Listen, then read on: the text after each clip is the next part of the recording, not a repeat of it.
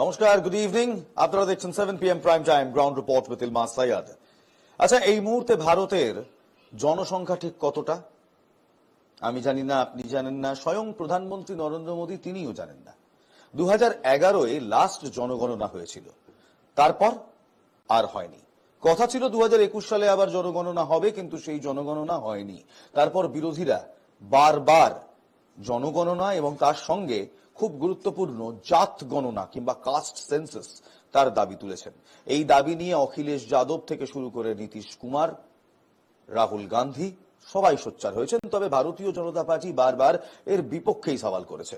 ভারতীয় জনতা পার্টির কেন্দ্রীয় সরকার জাত গণনার বিপক্ষে দাঁড়িয়েই টানা ন্যারেটিভ সাজিয়ে এসছে, কিন্তু কয়েকদিন আগে সেই ন্যারেটিভটা হঠাৎ বদলে গেল। অশ্বিনী বৈশ্য রেল মিনিস্টার, তিনি কেন্দ্রীয় রেলমন্ত্রী, তিনি হঠাৎ একদিন একটি আলোচনা সভার পরে ঘোষণা করলেন যে এবার কেন্দ্রীয় সরকার জাত গণনা করবে, জনগণনা এবং তার সঙ্গে জাত গণনা। জাত গণনা আর জনগণনার মধ্যে যদি বেসিক ফারাকটা দেখি, মূল ফারাকটা দেখি, জনগণনায় ওবিসি কিংবা আদার ব্যাকওয়ার্ড ক্লাসেস তাদের উজ্জ্ব রাখা হয়, তাদের পরিসংখ্যান পাওয়া যায় না। তবে জাত গণনায় আদার ব্যাকওয়ার্ড ক্লাসেসের পরিসংখ্যান তো পাওয়াই যায়, তার সঙ্গে এই মুহূর্তে দেশের অনগ্রসর শ্রেণী, পিছিয়ে পড়া শ্রেণী, এসসি, এসটি, ওবিসি, আদার ব্যাকওয়ার্ড ক্লাসেস, তাদের সার্বিক চিত্রটা খুব পরিষ্কারভাবে উঠে আসে। অর্থাৎ শিক্ষাগতভাবে তারা কতটা এগোলো, শিক্ষার হার কতটা, অর্থনৈতিকভাবে তারা কতটা বিকাশ পেল, তারা কতটা বিকশিত হলেও, এমপ্লয়মেন্ট কিংবা রোজগারের ক্ষেত্রে তারা কতটা অগ্রগতি করলো, দেশের সার্বিক এই চিত্রটা উঠে আসে। আর অবশ্যই দেশের সঙ্গে সঙ্গে প্রতিটা প্রদেশ কিংবা অঞ্চল, এভরি স্টেট, প্রতিটা স্টেটে এই ছবিটা ঠিক কতটা পরিষ্কার, সেটা আরো পরিষ্কার হয় এই জাত গণনার পরেই। লাগাতার এই জাত গণনার দাবি জানিয়ে এসেছিল কংগ্রেস সাংসদ রাহুল গান্ধী, বিশেষ করে তিনি বারবার এই দাবিতে সরব হয়েছিলেন। বিরোধীদের সেই দাবিতে এবার কার্যত শিলমোহর দিয়েছে কেন্দ্রের নরেন্দ্র মোদী সরকার। মন্ত্রিসভার বৈঠকে এ ব্যাপারে সিদ্ধান্ত গৃহীত হয়েছে। জাত গণনা দেশের আগামী জনগণনার অংশ হতে চলেছে, এমনটাই জানানো হয়েছে কেন্দ্রের তরফে।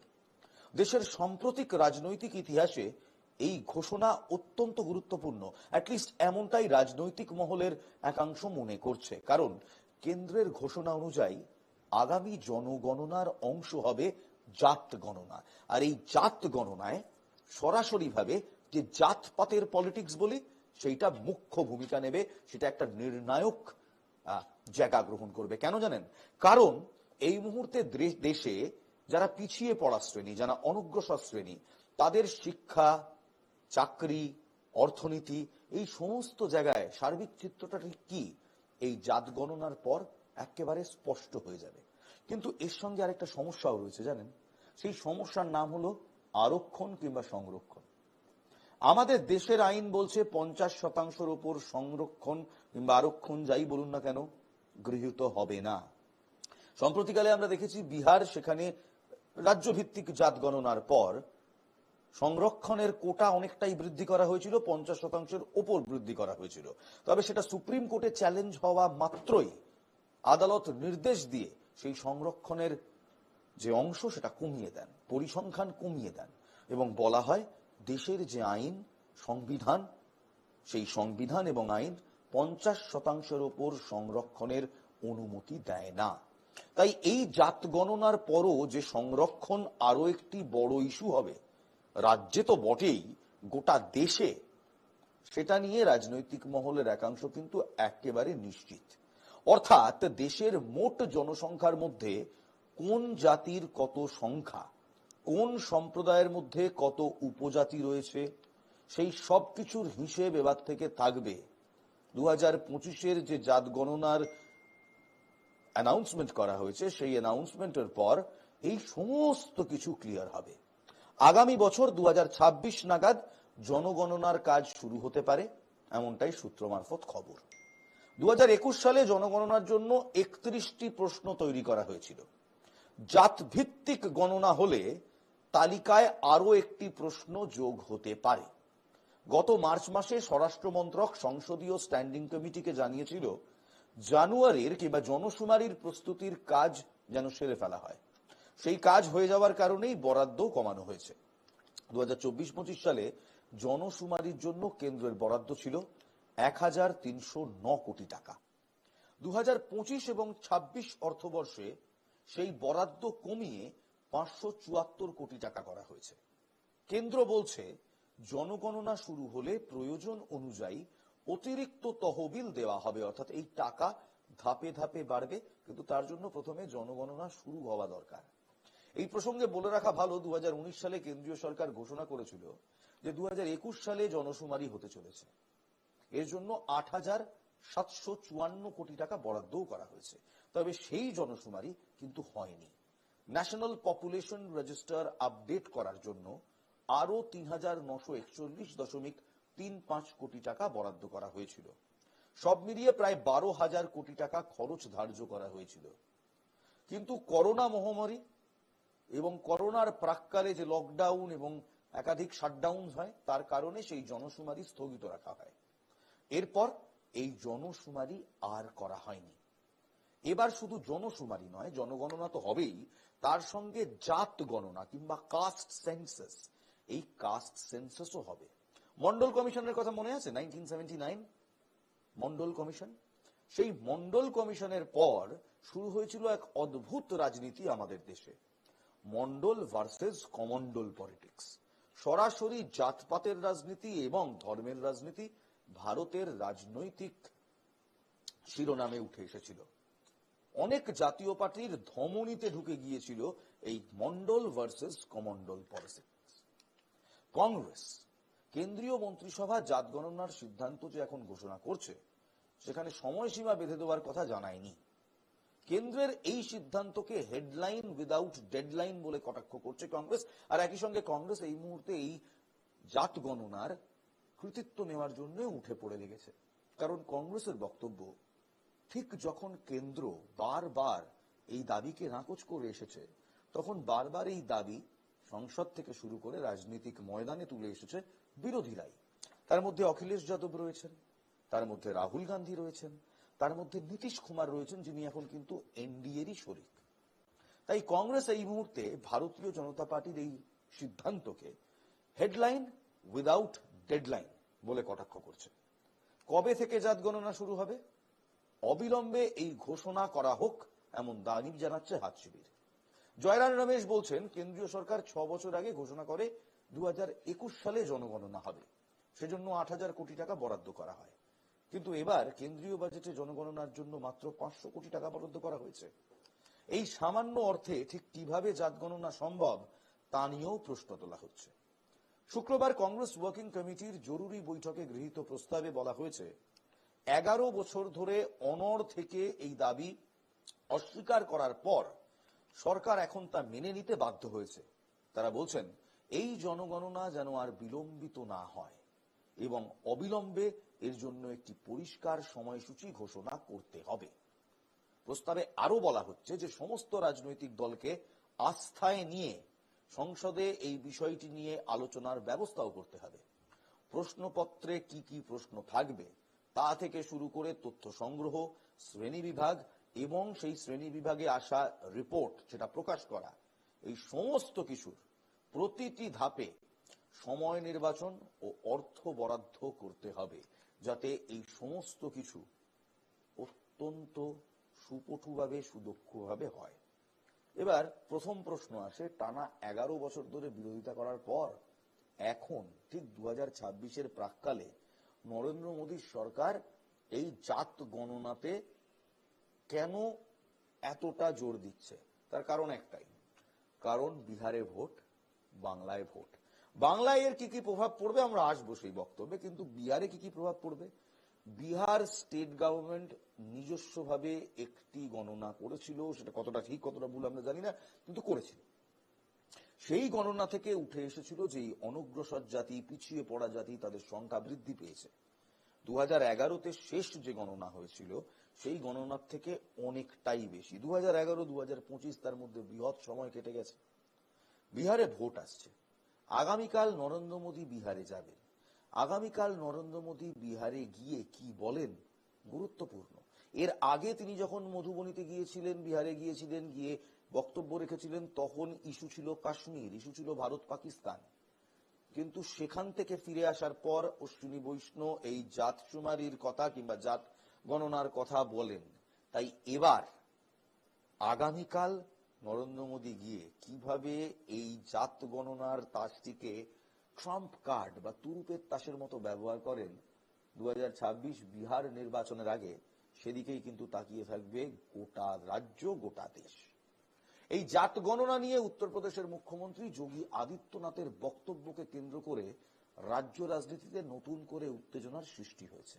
কারণ ওই যে বলছিলাম না, টানা 11 বছর ধরে ভারতীয় জনতা পার্টি জাত গণনা কিংবা জনগণনা সমস্ত কিছুর বিরোধিতা করে এসছে। সেই সময়, পুরনো সময়, এখনকার নয়, এর আগে যোগী আদিত্যনাথ ঠিক কি বলেছিলেন শুনুন।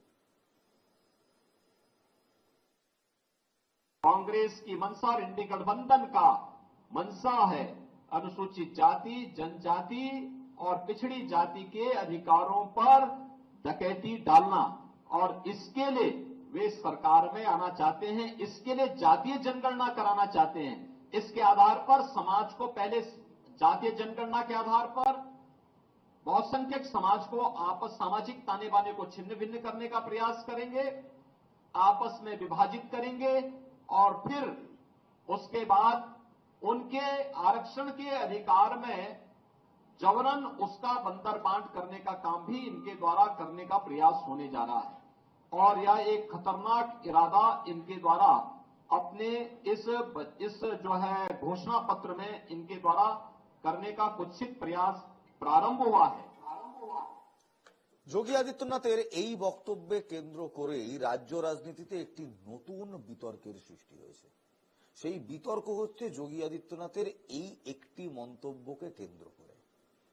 কি উত্তেজনা সৃষ্টি হয়েছে? সম্প্রতি সংবাদ মাধ্যমে দেওয়া এক সাক্ষাৎকারে তিনি জনগণনাকে দেশ বিরোধী চক্রান্ত বলে আখ্যা দিয়েছিলেন। ভাবুন, যোগী আদিত্যনাথ ভারতীয় জনতা পার্টির একজন মুখ্যমন্ত্রী, তিনি বলছেন জাত গণনা দেশ বিরোধী চক্রান্ত। তা যোগীজি এখন কি বলবেন? পুরোটাই তো উল্টো হয়ে গেল, তাই না?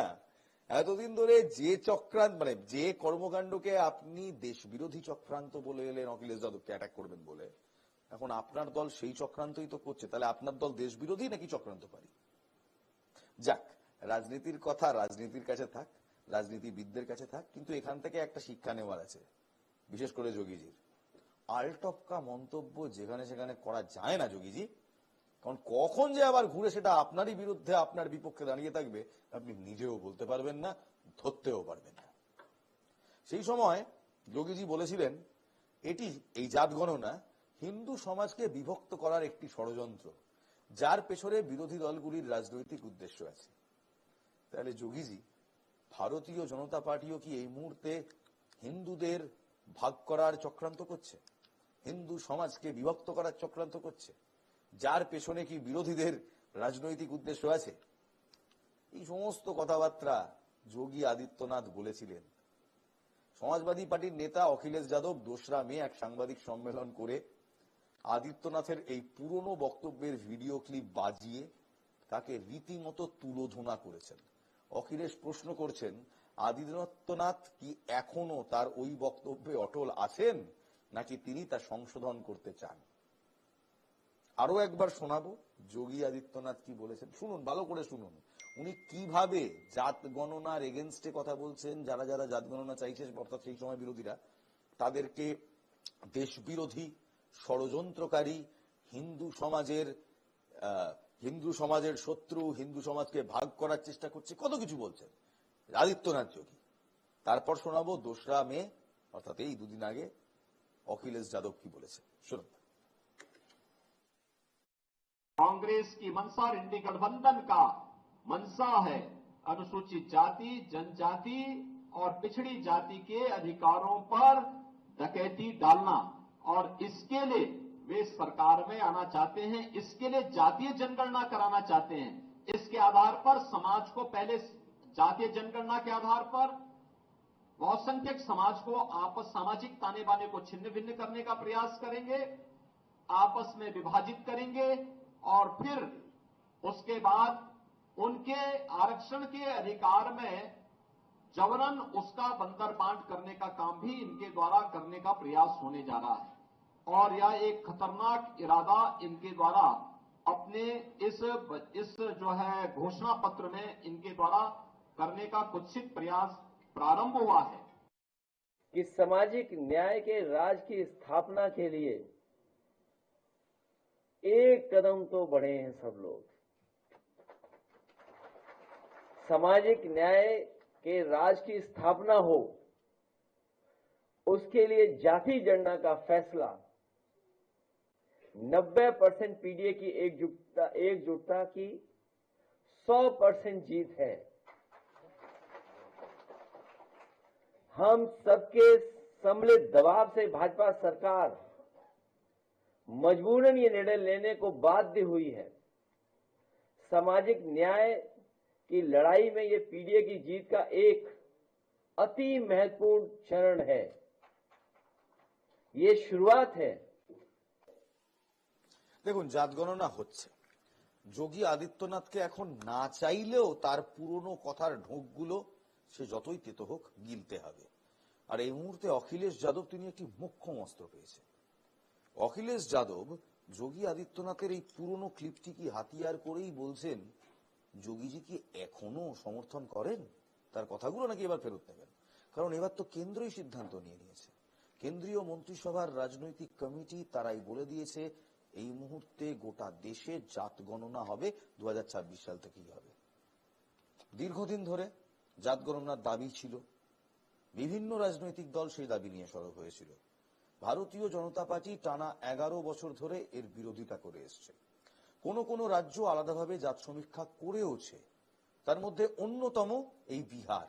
আর কিভাবে এই কাস্ট সেন্সাস কিংবা জাত গণনা বিহার ফ্যাক্টরকে আরো বেশি ভাবে আরো সামনে রেখে করা হচ্ছে, এবার আসুন সেটার দিকেই নজর দিই।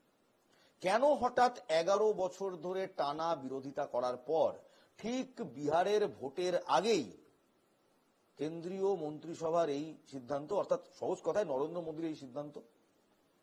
এই যে বললাম কোন রাজ্য আলাদাভাবে জাত সমীক্ষা করেছিল, তার মধ্যে অন্যতম ছিল এই বিহার। বিহারের মুখ্যমন্ত্রী বিজেপির জোট সঙ্গী এই মুহূর্তে নীতিশ কুমার, তিনি জাত গণনার দাবিতে বারবার সরব হয়েছিলেন। নিজের রাজ্যে জাত সমীক্ষার তথ্যও প্রকাশ করেছিলেন তিনি। বিহার জাত সমীক্ষা করেছিল, সেই তথ্যও প্রকাশ করা হয়েছিল। চলতি বছরের শেষে বিহারে বিধানসভা নির্বাচন রয়েছে। তার আগে নীতিশকে তুষ্ট রাখতেই এই সিদ্ধান্ত নিয়েছে মোদীর মন্ত্রিসভা, অ্যাটলিস্ট এমনটাই বলছে। কারণ ওই যে চিরাগ পাসওয়ান আর নীতিশ কুমার কয়েকদিন ধরেই বলছিলেন দিল্লি ভালো লাগছে না, বিহার আমায় টানছে, এবার দিল্লি ছেড়ে বিহার যাওয়ার কথা।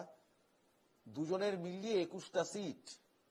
এই 21টা সিট যদি এনডিএর হাত থেকে বেরিয়ে যায়, আর ওদিকে চন্দ্রবাবু নাইডু আছেন, যিনি কখন আছেন কখন নেই কেউ জানেন না, যদি এই 21টা সিট এনডিএর হাত থেকে বেরিয়ে যায় তাহলে প্রধানমন্ত্রী নরেন্দ্র মোদীর সিংহাসন নড়বড়ে।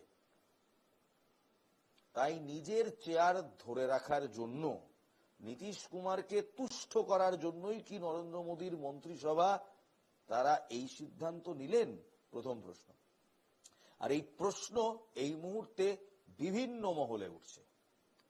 জাত গণনার প্রসঙ্গে বিজেপি কখনো প্রকাশ্যে তার বিরোধিতা করেনি, এটা বলে রাখা ভালো। এই অবস্থায় গত 1 দশক ধরে ক্ষমতায় থাকা মোদী সরকার হঠাৎ এই সিদ্ধান্ত নিয়েছেন কেন, এবং সেটা কতটা বিহারের ভোটের রাজনৈতিক সমীকরণের জন্যই নেওয়া, তাই খুঁজতে শুরু করেছেন। কিন্তু যে মুহূর্তে আমরা বলছি যে বিজেপি কোনোদিন প্রকাশ্যে এর বিরোধিতা করেনি, তখনই আমাদের তাল কাটছেন যোগী আদিত্যনাথ। আপনাদের আরো একবার শোনাবো যোগী আদিত্যনাথ ঠিক কি বলেছিলেন জাত গণনার প্রসঙ্গ নিয়ে, যখন অখিলেশ যাদব থেকে শুরু করে রাহুল গান্ধীরা অর্থাৎ বিরোধীরা জাত গণনার প্রসঙ্গে সরব হয়েছিল এবং বিজেপি যখন সেটাকে আমল দেয়নি, তখন যোগী আদিত্যনাথ দাঁড়িয়ে বলেছিলেন জাত গণনা যারা চাইছে তারা দেশকে ভাগ করার চেষ্টা করছে, তারা ষড়যন্ত্রকারী, তারা দেশ বিরোধী। এও বলেছিলেন হিন্দু সমাজকে ভাগ করার এক চক্রান্ত করা হচ্ছে। শুনুন। कांग्रेस की मंशा और इंडी गठबंधन का मंशा है अनुसूचित जाति, जनजाति और पिछड़ी जाति के अधिकारों पर डकैती डालना, और इसके लिए वे सरकार में आना चाहते हैं, इसके लिए जातीय जनगणना कराना चाहते हैं। इसके आधार पर समाज को पहले जातीय जनगणना के आधार पर बहुसंख्यक समाज को आपस सामाजिक ताने बाने को छिन्न भिन्न करने का प्रयास करेंगे, आपस में विभाजित करेंगे और फिर उसके बाद उनके आरक्षण के अधिकार में जबरन उसका बंतर बांट करने का काम भी इनके द्वारा करने का प्रयास होने जा रहा है। और यह एक खतरनाक इरादा इनके द्वारा अपने इस जो है घोषणा पत्र में इनके द्वारा करने का कुत्सित प्रयास प्रारंभ हुआ है। দেখুন, এই বক্তব্যের পর আমরা আর বলতে পারি না যে ভারতীয় জনতা পার্টি কোনোদিন সরাসরি এর বিরোধিতা করেনি। প্রমাণ রয়েছে, ভিডিও এভিডেন্স রয়েছে, খোদ এক বিজেপি মুখ্যমন্ত্রীর বক্তব্য রয়েছে যেখানে তিনি স্পষ্ট বলছেন যে যারা জাত গণনার পক্ষে সওয়াল করছেন তারা দেশকে ভাঙার চেষ্টা করছেন, তারা দেশ বিরোধী, এবং তিনি এও বলে দিচ্ছেন তারা হিন্দু সমাজ বিরোধী, তারা হিন্দু সমাজকে ভাগ করার চেষ্টা করছে। কিন্তু এখন দাঁড়িয়ে আমাদের খুব জানতে ইচ্ছে করছে এই নরেন্দ্র মোদীর সরকারের উত্তরপ্রদেশের মিনিস্টার, চিফ মিনিস্টার আদিত্যনাথ যোগী কি বলবেন। কারণ এই মুহূর্তে জাত গণনার ব্লুটিক কিংবা জাত গণনার ছাড়পত্র দিচ্ছেন তার নিজের সরকার, তার নিজের দল, তার নিজের বিগ ব্রাদার নরেন্দ্র মোদী, তার মন্ত্রিসভা। তাহলে কি বকলমে তিনি বিরোধীদের উদ্দেশ্যে যে কটাক্ষ এনেছিলেন সেগুলো বিজেপি পার্টির জন্য খাটে? অর্থাৎ স্পষ্ট বলছি, আমার কথা নয়, যোগী আদিত্যনাথের কথায় যারা যারা জাত গণনা চাইছে তারা দেশ বিরোধী। যোগী আদিত্যনাথের কথায় তাহলে কি আমরা ধরে নেব বিজেপি দেশ বিরোধী? তারা দেশকে ভাগ করার চেষ্টা করছে, তাহলে কি বিজেপি দেশকে ভাগ করার চেষ্টা করছে? তারা হিন্দু সমাজকে ভাগ করার চেষ্টা করছে, তাহলে কি বিজেপি এবং নরেন্দ্র মোদী হিন্দু সমাজকে ভাগ করার চেষ্টা করছে? যোগীজি কি ফাঁসান না ফেঁসেছেন, বিরাট ফেঁসেছেন। কারণ আপনার একটি রাজনৈতিক মন্তব্য এই মুহূর্তে অখিলেশ যাদবের হাতের পুতুল। তিনি এই ভিডিও বিভিন্ন প্রেস কনফারেন্সে দেখাচ্ছেন, শুধু দেখাচ্ছেনই নয়, জোরে জোরে বাজাচ্ছেন এবং সওয়াল করছেন যে আপনি এখন কি বলবেন। আর অদ্ভুত কথা কি জানেন, যোগী আদিত্যনাথ এখন একবারে স্পিকটি নট। কারণ এই মুহূর্তে জাত গণনাটা দরকার। সেই সময় জাত গণনা করলে সেই সময় নীতিশ কুমারের বোঝা ছিল না, সেই সময় নীতিশ কুমারের সহায়তা দরকার ছিল না নরেন্দ্র মোদীর চেয়ারের 4টে স্তম্ভ বানানোর জন্য। সেই সময় বিজেপি একাই 100 এই মনোভাব নিয়ে এগোত। কিন্তু এখন বিজেপিকে তার শরিক দলের কথা শুনতে হচ্ছে, তাই অনেক কিছু না চেয়েও বিজেপিকে করতে হচ্ছে। এই জাত গণনা তার এক্সাম্পল। বিহার বারবার এই জাত গণনার প্রসঙ্গ তুলেছে। নীতিশ কুমার নিজের রাজ্যে জাত গণনা করিয়েওছেন, প্রকাশও করেছেন তার ফলাফল। আর এবার গত কয়েক মাস ধরে নীতিশ কুমার যে তুষ্ট নন সেটা তিনি বারবার নানান ইঙ্গিতে নানান আকারে নরেন্দ্র মোদীকে এবং কেন্দ্রীয় বিজেপিকে বুঝিয়ে দিয়েছে। তাই বিহার ভোটের আগে নীতিশ বাবুকে ঠান্ডা রাখতেই হয়তো এই জাত গণনার কিংবা এই জাত শুমারি যাই বলুন না কেন তার খসড়া প্রকাশ করা হলো, তার ইচ্ছে প্রকাশ করা হলো। এবং করলো কারা? 11 বছর ধরে যারা বিরোধিতা করে এসছে সেই বিজেপি সরকার। এবং এই সিদ্ধান্ত আদিত্যনাথ যোগীর মতো অনেককেই বেফাঁস করেছে এবং সমস্যায় ফেলেছে। এবার আসি বাংলায়, কারণ বিহারের পরে কিন্তু বাংলাতেও ভোট। বাংলার লেজিসলেটিভ অ্যাসেম্বলি ভোট কিংবা বিধানসভা ভোট। কেন্দ্রীয় মন্ত্রী অশ্বিনী বৈষ্ণবর বক্তব্য, কিছু রাজ্যে জাতিগত তথ্য সংগ্রহের জন্য সমীক্ষার ব্যবস্থা করা হয়েছে, কিন্তু এক একটি রাজ্যে এক একভাবে সেই সমীক্ষা করা হয়েছে, কোনো অভিন্ন প্রক্রিয়া মানা হয়নি। তাই অশ্বিনী বৈশ্য কেন্দ্রীয় রেলমন্ত্রী দাবি করছেন কিছু রাজ্যে এই সমীক্ষা ভালোভাবে করলেও বাকি রাজ্যগুলির সমীক্ষায় অস্বচ্ছতা এবং রাজনৈতিক দৃষ্টিভঙ্গি রয়ে গিয়েছে, অর্থাৎ রাজনৈতিক পক্ষপাতিত্ব। এর ফলে সমীক্ষাগুলো ঘিরে সমাজের ধোঁয়াশা তৈরি হয়েছে। রাজনীতির কারণে যাতে সমাজের শৃঙ্খলায় কোনো প্রভাব না পড়ে সে কারণেই এই সিদ্ধান্ত। তাই প্রশ্ন উঠছে এই ভোটমুখী রাজ্যগুলির দিকে তাকিয়েই কি ওই ঘোষণা করা হলো? জাত গণনার মূল ক্ষেত্র অন্যান্য অনগ্রসর শ্রেণী কিংবা ওবিসি, আর এই ওবিসি নিয়ে পশ্চিমবঙ্গ সরকার এই মুহূর্তে রীতিমতো বিষ বাও জলে। ওবিসি এ এবং বি নিয়ে যে তালিকা প্রকাশ করেছিল এই সরকার, তা কিন্তু ইতিমধ্যেই হাইকোর্টে চ্যালেঞ্জড এবং সুপ্রিম কোর্টে সেই মামলা চলছে। পশ্চিমবঙ্গের প্রেক্ষাপটে তাই এই ওবিসি অত্যন্ত গুরুত্বপূর্ণ। সাধারণ জনগণনায় তফসিলি জাতি কিংবা এসসি, উপজাতি কিংবা এসটি এই অংশের মানুষের সংখ্যা, শিক্ষার হার, অর্থনৈতিক ও জীবন ধারণের মান কেমন, এ বিষয়ে একটি সার্বিক ছবি পাওয়া যায়। বাংলাতেও ওবিসির সংখ্যা নেহাত কম নয়, প্রায় 12 লক্ষ।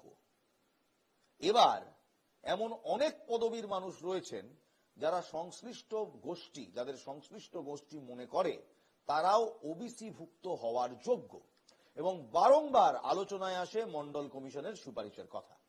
বঙ্গ রাজনীতি সম্পর্কে ওয়াকিবহালদের অনেকেই 2021 সালের বিধানসভা ভোটের আগে তৃণমূল নেত্রী মমতা বন্দ্যোপাধ্যায়ের প্রতিশ্রুতির কথা উল্লেখ করছেন। শুধু প্রতিশ্রুতি নয়, রীতিমতো তৃণমূল কংগ্রেসের 2021-এর নির্বাচনী ইস্তেহার রয়েছে, যে ইস্তেহারে মমতা বন্দ্যোপাধ্যায় সেই সময় ইস্তেহার প্রকাশের সময় জানিয়েছিলেন যে মাহিষ্য, তিলি, তামুল এবং সাহা এই 4টি গোষ্ঠীকে ওবিসি তালিকাভুক্ত করার উদ্যোগ তিনি নেবেন। ক্ষমতায় এলেন মমতা বন্দ্যোপাধ্যায় 2021-এ।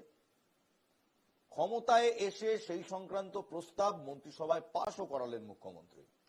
কিন্তু এখানে কেন্দ্রেরও কিছু ভূমিকা থাকে, তাই সবকটা বাস্তবায়িত হয়েছে এমন নয়, কিন্তু সবকিছু কিন্তু বাস্তবায়িত তিনি করতে পারেননি। কেন্দ্রীয় মন্ত্রিসভায় হ্যাঁ তিনি প্রস্তাবটা পাশ করিয়েছিলেন, but that was not all. এর সঙ্গে এবার আপনি জুড়ুন ওবিসির শংসাপত্র নিয়ে মমতা সরকারের উপর আদালতের নির্দেশ, এবং সেই নির্দেশের কারণে যে চাপ তৈরি হয়েছে সেই চাপের প্রসঙ্গটা। আদালত কি বলেছে? আদালত বলেছে পদ্ধতিগত ভ্রান্তির কারণে কলকাতা হাইকোর্টে যে 12 লক্ষ ওবিসি শংসাপত্র নিয়ে মামলা হয়েছিল সেই মামলা গৃহীত হয়, এবং কলকাতা হাইকোর্ট নির্দেশ দেয় এই 12 লক্ষ ওবিসি শংসাপত্র বাতিল করতে হবে।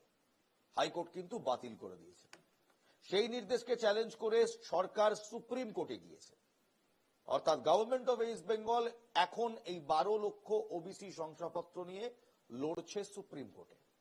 রাজ্যের তরফে নতুন সমীক্ষার জন্য 3 মাস সময়ও চাওয়া হয়েছে সুপ্রিম কোর্টের কাছে। আগামী জুলাই মাসে এই মামলার পরবর্তী শুনানি হবে।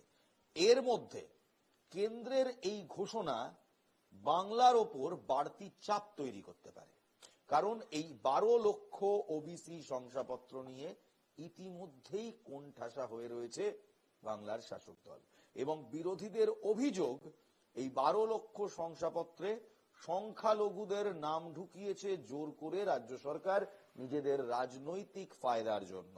তাই শুভেন্দু অধিকারীর জাত ধর্মের পলিটিক্স কিংবা ধর্মের পলিটিক্স এই সিদ্ধান্তে আরো হাওয়া পাবে। আনুষ্ঠানিকভাবে অবশ্য তৃণমূল কংগ্রেস বিষয়টিকে আর চাপ বলে মনে করছে না, বরং বাংলার শাসক দল কেন্দ্রের জাত গণনার সিদ্ধান্তকে ভোটের অস্ত্র হিসেবেই দেখতে চাইছে। 2011 সালের জনগণনায় যুক্ত কেন্দ্রীয় সরকারের এক অবসরপ্রাপ্ত আমলা বলছেন, জাত গণনা শুরু হয়ে গেলে এক রকমের রাজনীতি হতে পারে, শুরু না হলে ভিন্ন রাজনীতিও হওয়ার অবকাশ থাকে। আমরা তৃণমূল কংগ্রেসের সঙ্গে কথা বলেছি, কংগ্রেসের সঙ্গে কথা বলেছি, বামেদের সঙ্গে কথা বলেছি, এবং অবশ্যই রাজ্য বিজেপির সঙ্গেও কথা বলেছি। তাদের কি বক্তব্য জাত গণনা নিয়ে শুনুন। জাতি গণনা কবে হবে, কবে শেষ হবে, কেউ কি জানি না। আমরা ভারতবর্ষের জাতীয় কংগ্রেসের দাবি যে দেশ জুড়ে জাতি গণনা হোক। রাহুল গান্ধী এই দাবি নিয়ে 2024 সালে নির্বাচন করেছে, সারা দেশ জুড়ে দাবি করেছে। আজকে তারই পরিপ্রেক্ষিতে ভারতবর্ষের সরকারকে মানতে হয়েছে আমাদেরই দাবি। এখানে কি প্রভাব পড়ে বলতে চাচ্ছি না, কারণ পশ্চিমবঙ্গে জাতপাতের বা সম্প্রদায়ের রাজনীতি হয় না। জাতি গণনা আমাদের দীর্ঘদিনের দাবি, এবং ভারতবর্ষে প্রথম জাতি গণনার সমীক্ষা করেছিলেন ইএমএস নাম্বুদ্দিপাতের সরকার। সেটাই ভারতবর্ষে প্রথম জাতি গণনা। এই জাতি গণনা অত্যন্ত জরুরি, কারণ আমাদের দেশে যেখানে দুঃখের কথা এখনো বর্ণবিভেদ রয়েছে, সেইখানে কোন জাতি কত সংখ্যায় আছে সেটা জানতে না পারলে অর্থনীতিতে তাদের কি ভূমিকা থাকা উচিত আর কি ভূমিকা আছে সেইটা নির্ণয় করে তার ভিত্তিতে পরিকল্পনা করা সম্ভব হচ্ছে না। ফলে এটা অত্যন্ত জরুরি। যাক, বিরোধীদের দীর্ঘদিনের লড়াই চাপে বিজেপি এই দাবিটা মানতে বাধ্য হয়েছে, এইটাই হচ্ছে ভালো কথা। এখন কবে হবে তা তো জানাইনি।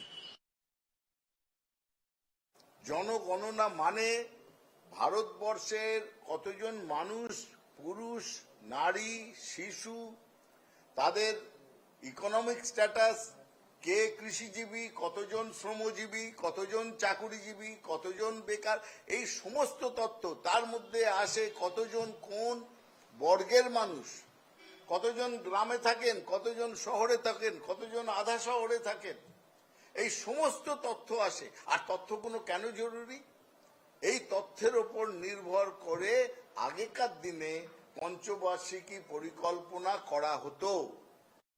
কিন্তু হোক আগে, ওরা তো উমেন্স রিজার্ভেশন বিলও করেছে, কি ইমপ্লিমেন্ট হলো? উমেন্স রিজার্ভেশন বিল কি ইমপ্লিমেন্ট হলো? এখন অবধি হয় নাই। ওটা বলেছে, কবে হবে না হবে ভোটের গ্যামিকের জন্য না করে এটা করার দরকার। আর বিরোধীদের ডিমান্ড ছিল, আজকে বিরোধীদের যে ডিমান্ড করছিল এই ডিমান্ডের পরিপ্রেক্ষিতে প্রেসারে সেটা বলেছে।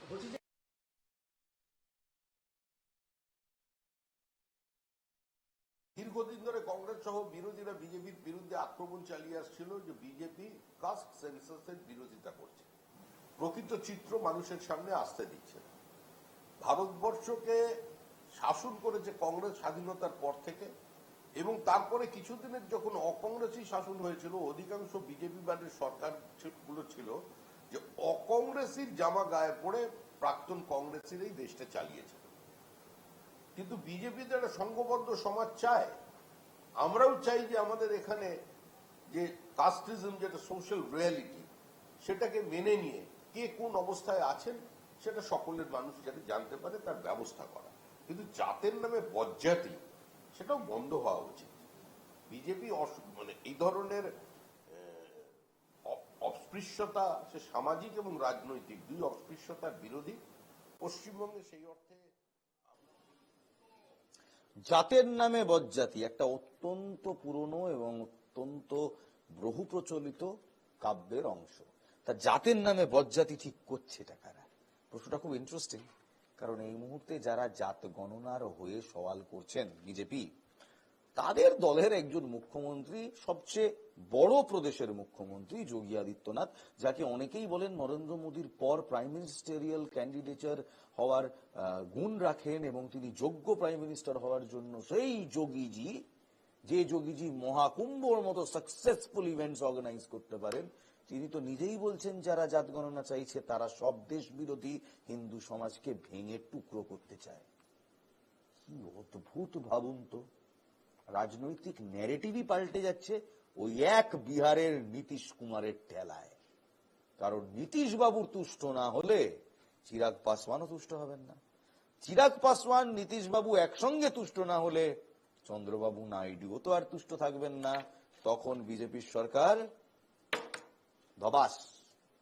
এই ধপাসকে বাঁচাবার জন্যই এখন জাত গণনায় সুরে সুর মেলাচ্ছে বিজেপি। অ্যাটলিস্ট রাজনৈতিক মহল এমনটাই মনে করছে।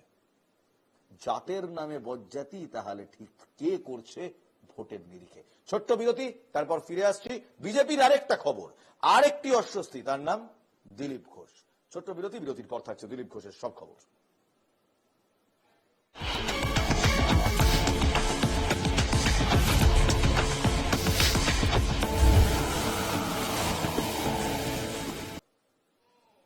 গুড ইভিনিং, আপনারা দেখছেন 7 PM prime time, ground report with Ilmas Syed. আর এই মুহূর্তে চোখ রাখবো দিলীপ ঘোষের কিছু খবরে। আসুন তার আগে আপনাদেরকে একটা ছবি দেখায়, সেই পুরনো ছবি। সেই দিলীপ বাবু মমতা বন্দ্যোপাধ্যায়ের সঙ্গে একসঙ্গে দেখা করছেন দীঘার জগন্নাথ ধামে। সম্প্রতি এই ছবি দেখার পর দিলীপ বাবুকে কার্যত কোণঠাসা করেছে ভারতীয় জনতা পার্টির একাংশ। সম্প্রতিকালে দেখা যাচ্ছে বিজেপির কোনো কর্মসূচিতে নাম নেই দিলীপ ঘোষের। সাংবাদিকদের এই প্রশ্নের উত্তরে শনিবার দিলীপবাবু বলছেন, গত 3 বছর দলের কোনো কর্মসূচিতেই তিনি নেই, অফিসিয়াল কোনো কর্মসূচিতে তাকে ডাকা হয় না। সকালে মিডিয়া করেন, অর্থাৎ সাংবাদিকদের সামনে এসে বক্তব্য রাখেন এবং অরাজনৈতিক প্রোগ্রামে অংশগ্রহণ করেন। সব কর্মসূচি লেখা থাকে না, পাবলিক প্রোগ্রামগুলোই শুধু লেখা থাকে। হঠাৎ এমন কথা কেন বলছেন দিলীপ ঘোষ? কারণ এই মুহূর্তে দিলীপ ঘোষ তিনি আদৌ এক হিন্দু কিনা, দুই বিজেপি কিনা, তিন মন থেকে বিজেপি করেন কিনা, এই প্রশ্নগুলো তার নিজের দলের সাংসদ নেতারা তুলছেন এবং তাকে ত্যাগী থেকে ভোগী হয়েছেন এমন কথাও বলছেন। শুনুন।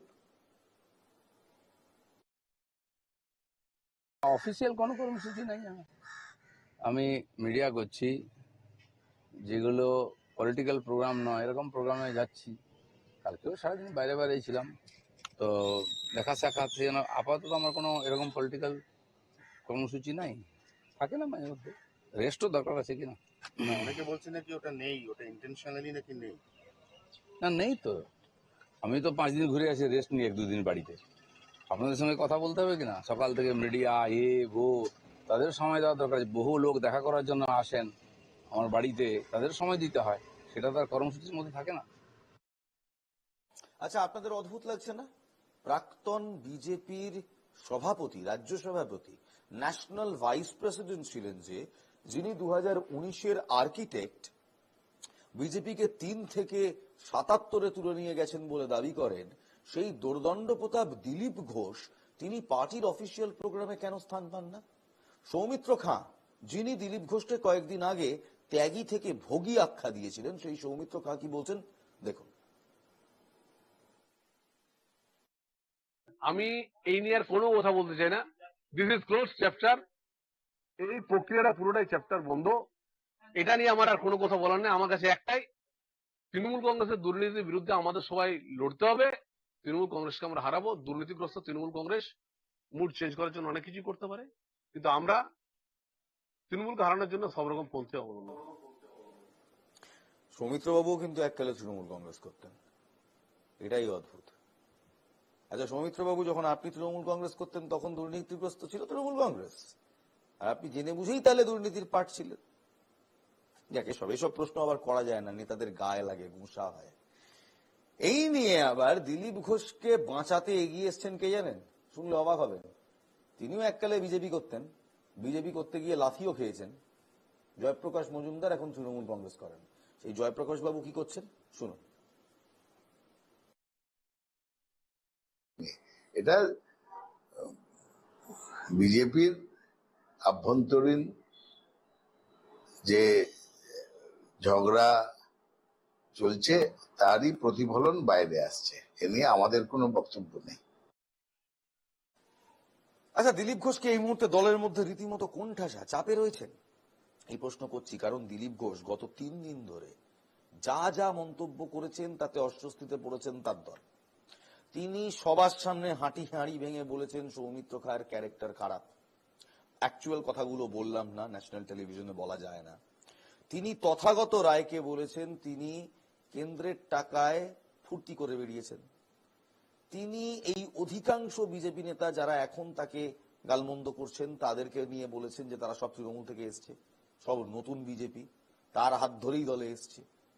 আবার একটি সংবাদ মাধ্যমে ইন্টারভিউ দিতে গিয়ে তিনি একথাও বলেন যে তৃণমূলে ওয়েলকাম অপ্রত্যাশিত কিংবা ভাবা যায় না এরকম কিছু নয়, এমন অনেক কিছু চলছে।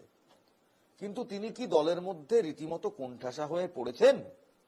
এই প্রশ্নটা করছি কারণ এতদিন যা হলো তা তো হলো, আজ আবার মুখ্যমন্ত্রী মমতা বন্দ্যোপাধ্যায়কে সৌজন্যের রাজনীতি নিয়ে নিশানা করেছেন এই দিলীপ ঘোষ।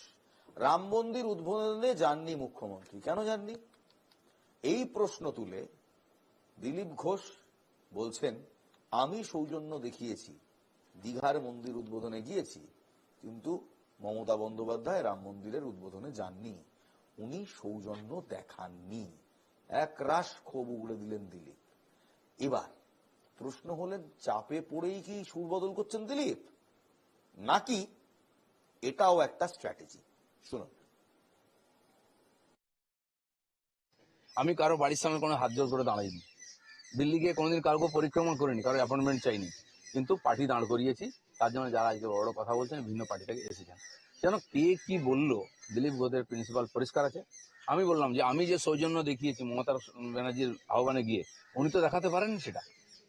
উনি যদি রাম মন্দিরে যেতেন, সৌজন্য দেখাতেন, আর যেটা মন্দির করতে হলো ওনাকে, আজকে রামনবমীর মিছিল করতে হচ্ছে টিএমসিকে, সেই তো করতে হলো। কেন জাননি উনি সৌজন্য দেখাননি, দিলীপ ঘোষ সৌজন্য দেখিয়ে। সেই নিয়ে জয়প্রকাশ মজুমদার কি বলছেন শুনবো। কোন জায়গায় যাওয়া কার পক্ষে সম্ভব কার পক্ষে সম্ভব নয়, তাহলে এটাও বলতে হয় যে দিলীপ ঘোষ বলছে আমি গেলাম, তাহলে তাকে বলতে হয় যে সুকান্ত মজুমদার দলের পশ্চিমবঙ্গের সভাপতি, তিনি কেন আসলেন না। রাম মন্দিরের যে ব্যাপার, সেখানে একটা কথা মনে রাখা দরকার, এবং এটা না বলে আমি পারছি না, সেখানে ভারতের ধর্ম নিরপেক্ষতা, সেই ব্যাপারে একটা কিন্তু বড় প্রশ্ন ছিল। হিন্দু ধর্ম নিয়ে যদি কথা বলার অধিকার থাকে, তাহলে আছে আমাদের 4 শঙ্করাচার্য। সেই 4 শঙ্করাচার্য কোট আনকোট একসঙ্গে বলেছিলেন এই রাম মন্দির নিয়ে মোদী সরকার অনাচার করেছে, স্বয়ং মোদী অনাচার করেছেন। সুতরাং এইসবগুলো মাথায় রাখা দরকার। জগন্নাথ মন্দির ইস্যুতে কিন্তু এত কিছু বলার পরও দিলীপ ঘোষ একেবারে অনড়। কিন্তু একটা জিনিস নোটিস করলেন, মমতা বন্দ্যোপাধ্যায়কে কটাক্ষ করার প্রসঙ্গটা কিন্তু অ্যাকচুয়ালি অন্য একটা প্রসঙ্গ থেকে এসেছে, এবং চিরাচরিত রূপে কিন্তু তিনি মমতা বন্দ্যোপাধ্যায়কে অ্যাটাক করেনও নি, কটাক্ষও করেননি। দলের একাংশ আবার তোপ দাগছেন প্রাক্তন রাজ্য সভাপতি দিলীপ ঘোষের বিরুদ্ধে। অনেকে অনেক কিছু বলছেন, পরে হাতে পায়ে ধরে ক্ষমা চায়, এমনটাই বলছেন দিলীপ ঘোষ। সবার কথার জবাব দেব না, স্পষ্ট বলছেন। জগন্নাথ মন্দিরে গিয়ে আমি সৌজন্য দেখিয়েছি, মুখ্যমন্ত্রী রাম মন্দিরে গিয়ে সেই সৌজন্য দেখাতে পারেননি, বলছেন দিলীপ ঘোষ। শুনুন। আগেও বলেছে, আবার পায়ে হাত দিয়ে ক্ষমাও চেয়েছে। সেই জন্য যারা হঠাৎ বিজেপি, তারা অনেক কিছুই বলবে, আর সবার উত্তর দেওয়ারও কোনো দরকার নেই। আমি কারো বাড়ির সামনে কোনো হাত জোর করে দাঁড়াইনি, দিল্লি গিয়ে কোনোদিন কাউকে পরিক্রমা করিনি, কারো অ্যাপয়েন্টমেন্ট চাইনি, কিন্তু পার্টি দাঁড় করিয়েছি। তার জন্য যারা আজকে বড় বড় কথা বলছেন ভিন্ন পার্টি থেকে এসেছেন। যেন কে কি বললো, দিলীপ ঘোষের প্রিন্সিপাল পরিষ্কার আছে। আমি বললাম যে আমি যে সৌজন্য দেখিয়েছি মমতা ব্যানার্জির আহ্বানে গিয়ে, উনি তো দেখাতে পারেননি সেটা। উনি যদি রাম মন্দিরে যেতেন, সৌজন্য দেখাতেন, আর যেটা মন্দির করতে হলো ওনাকে, আজকে রামনবমীর মিছিল করতে হচ্ছে টিএমসি। বাবু, দিলীপ ঘোষকে নিশানা করেছেন অর্জুন সিং, বলছেন স্মাগলার বারিক বিশ্বাসের ফান্ড ম্যানেজার জিয়াউল হক। বারিক বিশ্বাস শাহজাহানের সাগরেত, জিয়াউলকে সঙ্গে নিয়ে ঘুরছেন দিলীপ। দীঘাতেও জিয়াউলকে নিয়ে যান দিলীপ। কেন্দ্রীয় এজেন্সিগুলির টেন্ডার পেতে মরিয়া হয়ে গিয়েছে দিলীপ। দিলীপ বাবু এরপরেও নিজেকে বিজেপি বলছেন। এই কথা কে বলছেন? কখনো কংগ্রেস, কখনো তৃণমূল, কখনো বিজেপিতে থাকা, আবার টিকিট না পেয়ে সোজা ফ্লাইট ধরে দিল্লি গিয়ে বিজেপিতে যোগ দেওয়া অর্জুন সিং। শুনুন। হলো বারিক বিশ্বাস তৃণমূলে একটা স্মাগলার আছে, যে বসিরহাট থেকে নিয়ে বনগাঁও যত বর্ডার আছে পুরো বর্ডারটাও কন্ট্রোল করে। বর্ডারের থেকে স্মাগলিং এর সমস্ত, আপনি বারিক বিশ্বাস নাম শুনেছেন, আপনি কেন রিকল করতে পারছেন আমি বুঝতে পারছি না। সেই বারিক বিশ্বাসের ফ্রন্টম্যান হলো জিয়াউল। বারিক বিশ্বাসের তৃণমূলের তো স্মাগলার, তৃণমূলের স্টেবলিশড হয়েছে। এই তো জিয়াউর হককে নিয়ে উনি ঘুরে বেড়াচ্ছেন। জিয়াউর হককে উনি বিজনেস পাইয়ে দেওয়ার জন্য সেন্ট্রাল গভর্নমেন্টের সব এজেন্সির কাছে যাচ্ছেন। দিলীপ বাবু এইমস হসপিটালে যাচ্ছেন, ওখানে ওষুধ সাপ্লাই করাবেন, উনি ওখানে যাচ্ছেন। তো এইসব লোককে নিয়ে উনি ঘুরে বেড়াচ্ছেন, তার মানে তো এটাই তো এস্টাবলিশ হচ্ছে না বাবু। আর এই নিয়ে পাল্টা প্রতিক্রিয়া রয়েছে জয়প্রকাশ মজুমদারের। ভাবুন, তৃণমূল কংগ্রেসের নেতা, তিনি বিজেপি দিলীপ ঘোষকে ডিফেন্ড করার জন্য এগিয়ে আসছেন। শুনুন। আরে টাকা নিয়েছে, টাকা ফেরত দেয়নি, একটা কেস হলে তো তার উত্তর দিতে হবে। বিজেপি করে বলে কি ব্যাংক বা ফিনান্সিয়াল ইনস্টিটিউট থেকে টাকা নিয়ে টাকা ফেরত দেবো না, এটা হয় নাকি? আর কেস হলে বলবে বিজেপি করি বলে আমার এগেনস্টে কেস হচ্ছে। আইন আইনের পথে চলবে, পুলিশ পুলিশের কাজ করবে। যদি টাকা নিয়ে নয়ছয় করে থাকে তাহলে শাস্তিমূলক ব্যবস্থা হবে, আর যদি না থাকে তাহলে কোর্টে গিয়ে নিজেকে নির্দোষ প্রমাণ করবে। এত বড় বড় কথা কি দরকার? যে এটা হচ্ছে বিজেপির আভ্যন্তরীণ ঝগড়া, অনুশাসনহীনতা, পার্টির মধ্যে কোনো রকম কারুর সঙ্গে কারুর বনিবনা না হওয়া, এই সব মিলিয়ে যা হয় তারই বহিঃপ্রকাশ হচ্ছে। আচ্ছা, এবার প্রশ্ন হচ্ছে, হঠাৎ করে দিলীপ ঘোষকে ডিফেন্ড করতে তৃণমূল কংগ্রেসের মুখপাত্র কেন এগিয়ে আসছে? এটা কি কোনো ইঙ্গিত? গতকালকে সেই টেলিভিশন ইন্টারভিউ এবং তারপর যেভাবে মেদিনীপুর শহর থেকে শুরু হওয়া ওয়েলকাম দিলীপ বাবু থেকে গতকাল দিলীপ বাবুর এই ওয়েলকাম দিলীপ বাবু নিয়ে বক্তব্য থেকে আজকে যেভাবে তৃণমূল কংগ্রেস তাকে ডিফেন্ড করছে, এটা কিসের ইঙ্গিত? আর এই ইঙ্গিতের পেছনে আরএসএস কতটা সক্রিয়? কারণ দিলীপ বাবু বিজেপি পরে, আগে আরএসএস এর একনিষ্ঠ কর্মী। মমতা বন্দ্যোপাধ্যায়ের সঙ্গে আরএসএস এর অত্যন্ত সুসম্পর্ক। শুভেন্দু অধিকারী নব্য বিজেপি, তিনি আরএসএস কে না মেনে নিজের মতো করে দল করছেন, দল চালাবার চেষ্টা করছেন, এই অভিযোগও রয়েছে। তাই শুভেন্দুকে দমাতে দিলীপ দওয়ায় দিচ্ছে না তো আরএসএস, এই প্রসঙ্গ উঠছে। এই নিয়ে এই প্রথমবার মুখ খুললেন শ্রমিক ভট্টাচার্য। শ্রমিক ভট্টাচার্য এতদিন কিচ্ছু বলেননি। এতদিন সুকান্ত মজুমদার বলেছেন, এতদিন সৌমিত্র খাঁরা বলেছেন, এবার বললেন শ্রমিক ভট্টাচার্য। ঠিক কি বললেন শুনুন। যেটা হয়েছে সেটা অনভিপ্রেত, যেটা হয়েছে আমাদের মতো দলে সেটা কাঙ্ক্ষিত নয়। যা হয়েছে পুরো এপিসোডটাই, যেতে পারি কিন্তু কেন যাব এটা নিয়ে বিজেপি চিন্তিত নয়। কিন্তু যেটা সোশ্যাল মিডিয়ায় যারা পোস্ট করছেন, অধিকাংশ পোস্ট যারা করছেন তারা বিজেপির সক্রিয় কেউ নন। কিন্তু তারপরেও স্বীকার করে বলছি, যেটা হয়েছে সেটা কাঙ্ক্ষিত নয়। পার্টিতে যাদের এটা দেখার কথা, নির্দিষ্ট গঠনতন্ত্র অনুযায়ী তারা বিষয়টি দেখছেন এবং দেখে যা করার তারা করবেন। এর বাইরে আমি কোনো মন্তব্য করতে চাই না। Quite the U turn. তিনি স্ট্রেট বলছেন, দেখুন যা হয়েছে যেটা ঠিক হয়নি, কিন্তু যারা পোস্ট করছে এটা নিয়ে তারা কেউ বিজেপির নয়। সৌমিত্র খান বিজেপির নন, তথাগত রায় বিজেপির নন। কারা? কোথাকার এরা? অদ্ভুত কথা বলেন মাঝে মাঝে শ্রমিকবাবু। আমি জানি আপনি ধামাচাপা দেওয়ার চেষ্টা করছেন, let the storm pass over, blow over, কিন্তু চেষ্টাটা খুব একটা সফল নয়। তবে এখানেই শ্রমিক ভট্টাচার্যের একটা জিনিসকে কুর্নিশ জানাতে হয়। বাকি সবাই যখন কটাক্ষের সুরে কথা বলছেন, শ্রমিক ভট্টাচার্য জানেন দিলীপ ঘোষের মতো বর্ষিয়ান নেতাকে কিভাবে সম্মান দিতে হয়। যতটুকু বলার ততটুকু বললেন, কোনো জল্পনা জিইয়ে রাখলেন না, কোনো কন্ট্রোভার্সি করলেন না। এই জন্যই শ্রমিক ভট্টাচার্য সত্যি রিফাইন্ড লিডারশিপ বিজেপির ভেতর। যেটা ভালো সেটা ভালো বলতেই হবে। এবারে বিজেপির এই নিজের অন্তর্মহলে অন্তর্দ্বন্দ্বের পলিটিক্স থেকে চলুন একটু মুর্শিদাবাদের জাফরাবাদের দিকে নজর রাখি। কারণ এই জাফরাবাদের রাজনীতি 5 তারিখ থেকে আবার জোরালো হবে। শুভেন্দু অধিকারী গিয়েছিলেন জাফরাবাদে, নিশ্চয়ই মনে আছে আপনার। হিংসায় নিহত পরিবারের 2 জন, নিশ্চয়ই মনে আছে, এই জাফরাবাদেরই। সেই পরিবারের সদস্যদের সঙ্গে দেখা করতে গিয়েছিলেন। শুভেন্দু অধিকারী যখন গিয়েছিলেন তখন কিন্তু এই পরিবার শুভেন্দু অধিকারীর হাত থেকে, শুভেন্দু অধিকারীর দাবি অবশ্য, ক্ষতিপূরণের চেক নিয়েছিলেন।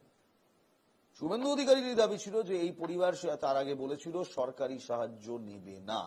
আমরা একটু পেছনে যাব, একটু শুভেন্দু অধিকারী যেদিন শামশেরগঞ্জে গিয়েছিলেন, জাফরাবাদে গিয়েছিলেন, সেদিন এই নিহতদের পরিবারের সঙ্গে তার কথোপকথন কি হয়েছিল শোনাবো, দেখুন।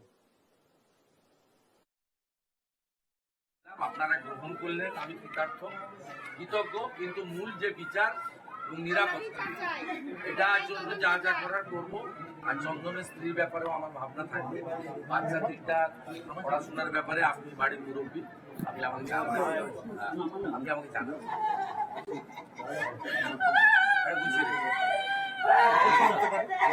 ওটা অ্যাকাউন্ট করে বাচ্চা কটা, ছোট কারোর ফোন ধরে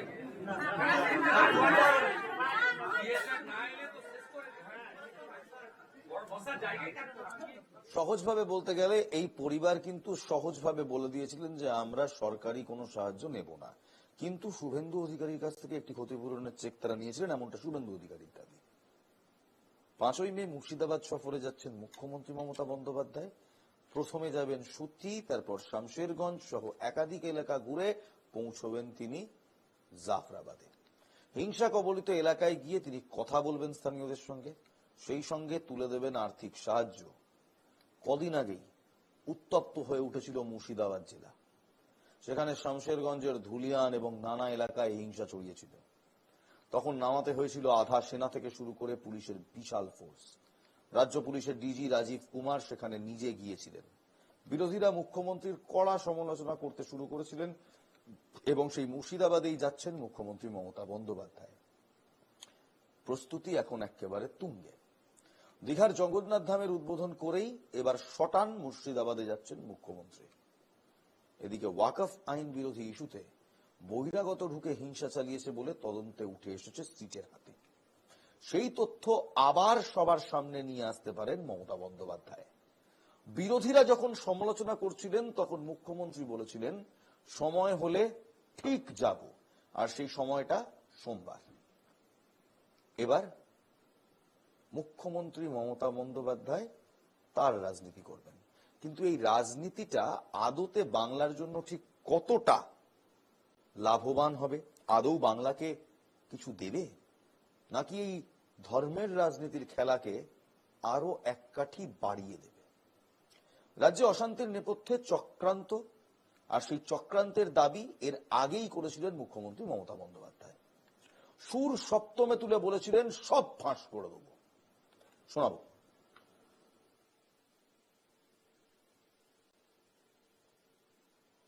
মাফ করবেন, শোনাতে পারলাম না, কারণ এই মুহূর্তে আমাদের কাছে সেই বক্তব্যটা নেই। তবে অধীর রঞ্জন চৌধুরী কি বলছেন মুখ্যমন্ত্রীর সফরের ঠিক 48 ঘন্টা আগে, শুনব। আমি মুসলমান পরিবারে যে দেখেছি সেখানটাই কোথাও কোথাও বিচ্ছিন্ন হামলা হয়েছে।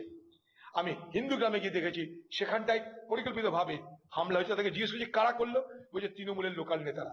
নাম বলছে নাম বলতে পারবো না, আবার হামলা হবে। তারা বলছে যে কেন্দ্রীয় বাহিনী চলে গেলে আবার হামলা করবে। এই তো পরিস্থিতি শামশেরগঞ্জে। আন্দোলনকারী যারা, তারা শান্তিপূর্ণভাবে আন্দোলন করেছে বলে আমি দায়িত্ব নিয়ে বলতে পারি। এবং সেই একই আন্দোলন শামশেরগঞ্জে গিয়ে কেন একটা সম্প্রদায়ের বিরুদ্ধে আঘাত আনার চেষ্টা হলো, তার ব্যাখ্যা কি আমরা জানি না।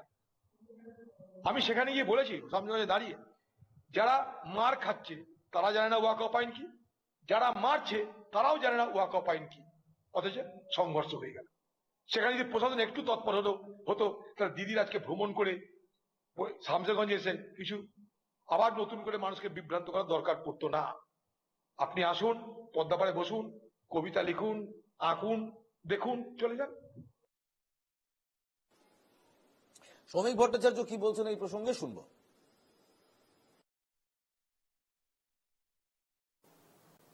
পরিস্থিতি শান্ত হয়ে গিয়ে তারা এখন বাড়ি ফিরতে ভয় পাচ্ছে। একজন মহিলা যদি প্রকাশ্যে দাঁড়িয়ে বলেন বিএসএফ কে আমাকে গুলি করুন, আমি আপনাদের গুলিতে ঝান্ডা হয়ে যেতে চাই, আমার দুঃখ থাকবে, আমি অন্যের হাতে অপবিত্র হব না, তাহলে পরিস্থিতি কোন জায়গায় দাঁড়িয়েছে?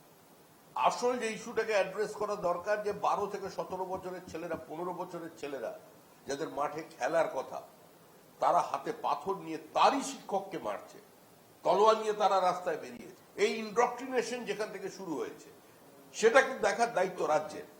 রাজ্য সেটাকে অ্যাড্রেস করছে না। ওখানে গিয়ে প্রলেপ লাগালে কি হবে?